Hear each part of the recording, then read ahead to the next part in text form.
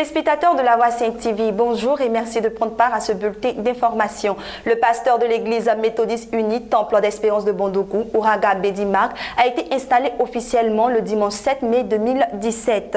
Au nom du Père, du Fils et du Saint-Esprit, nous vous installons dans la charge de pasteur qui assiste le surintendant dans le secteur missionnaire de Bondokou pour y exercer le ministère qui vous est confié auprès de vos frères et sœurs par la grâce de Dieu indiqué, le surintendant du district missionnaire d'Abengourou, le révérend pasteur Séraphin Moudé. Il a exhorté le pasteur Bédi à être humble, à prôner l'amour et à être un bon berger pour ses fidèles. Les stations-service d'Abidjan affichaient le lundi 8 mai 2017 le nouveau prix de l'essence super qui est passé de 570 francs CFA le litre à 593 francs CFA, soit une hausse de 23 francs CFA. Le prix du litre du gasoil est cependant resté inchangé à 570 francs CFA. Madame Assandé, gérante de station, indique que l'affichage de ce nouveau prix de l'essence super a été fait par les services du ministère du pétrole, de l'énergie et du développement des énergies renouvelables. Ce réajustement du prix de l'essence super intervient après un regain des coûts du baril du pétrole sur le marché international. En mars 2016, le prix de l'essence super a été revu à la baisse, passant de 575 francs CFA à 570 francs CFA, soit une réduction de 5 francs CFA. Cette augmentation a lieu après un peu plus d'un an.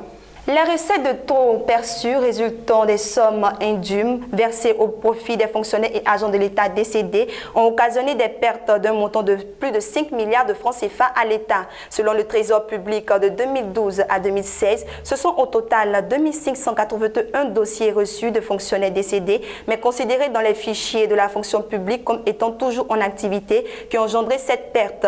Les banques ont émis seulement 451 chèques d'un montant d'environ 1,2 milliard de francs CFA de reversement de trop perçus sur salaire, soit un taux de 23,80%. Plus de 3 milliards de francs CFA restent encore à recouvrer et des actions de recouvrement sont donc menées.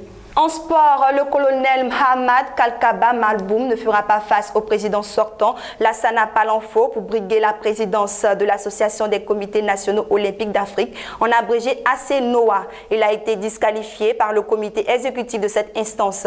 Il lui a reproché une violation du code éthique de l'organisation pour avoir reçu des fonds de son gouvernement pour battre campagne. La décision a été prise lors d'une réunion d'urgence du comité exécutif tenue le lundi 8 mai 2017 à Djibouti.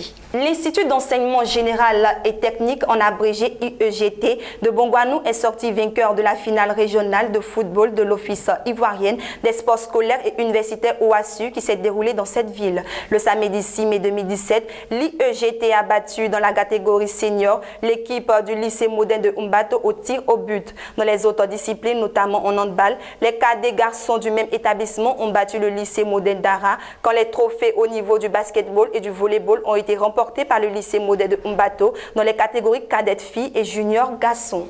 Le guide suprême des frères musulmans Mohamed Badi a été condamné le lundi 8 mai 2017 à une nouvelle peine de prison à vie pour avoir planifié des attaques contre l'État. Mohamed Badi ainsi que 47 personnes dont certains ont été acquittés étaient accusés d'avoir établi un centre d'opération en vue de préparer des attaques contre l'État au moment où les partisans de Mohamed Morsi observaient un immense sitting au Caire.